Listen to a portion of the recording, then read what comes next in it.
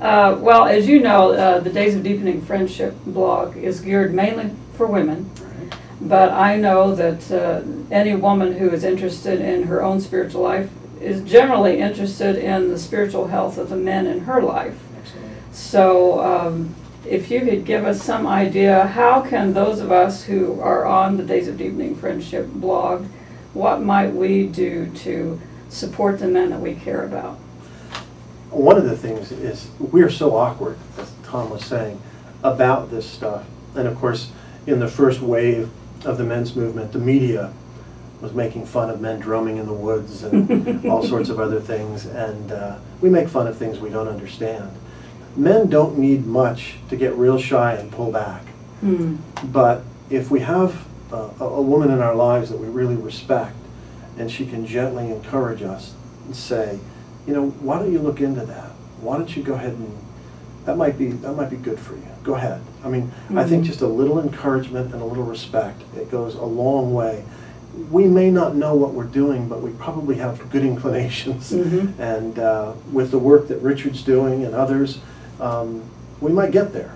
And it's important that we do. And we'll be far better and more complete partners for you women if we do this work. We need to do this work. We need to do it to be better husbands, to be better fathers, just to be better friends and colleagues. I mean, to be better stewards of the earth. We need to do this. And the wonderful thing about Richard's material is it's gospel-centered.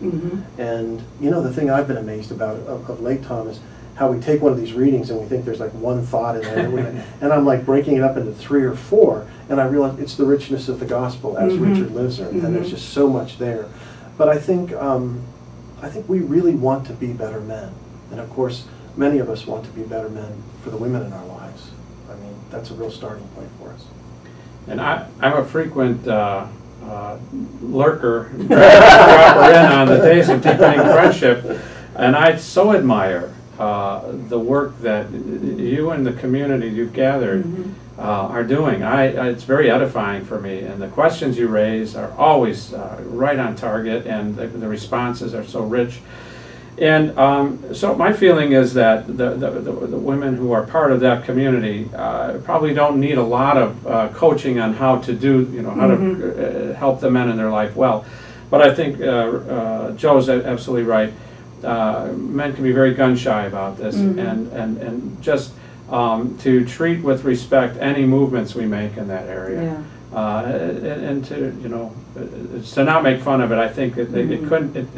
There's a lot of joshing back and forth, men and women throughout life. But when men take the first step in this area, we're pretty sensitive about it. So that might maybe hold off the kidding until later. We feel a little bit more comfortable, and we'll initiate it, and we can make fun of our own selves. But I think the biggest thing is to keep doing your work, because it makes us want to be equal partners. And one thing Richard says is that men and women are most alike as they get to the higher levels of consciousness, and higher, doing their own inner work.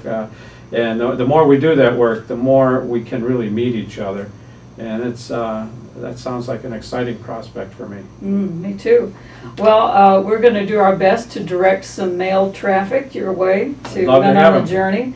And make sure you hold that up. We want people to see On the Threshold of Transformation, Daily Meditations for Men. It's a great book. Each day is just a page, so you know they can take it on the train with them, or on their lunch break or whatever. And we'll be checking in with Men on the Journey from time to time and let you know what's happening over there. We'll have a link posted so that you can go directly there. And so good luck, and thanks for your work. Thanks for your attention and your interest. Appreciate it.